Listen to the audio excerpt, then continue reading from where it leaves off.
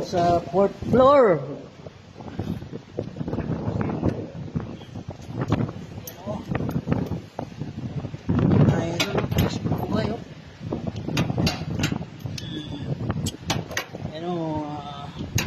Mga iba may mga window cut pa rin dyan na kapalitan.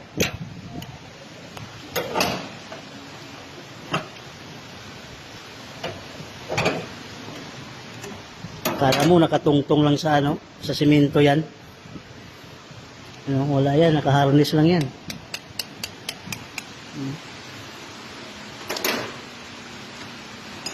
Pero nasanay na rin kami dahil pang 30 units na itong in-install namin dito.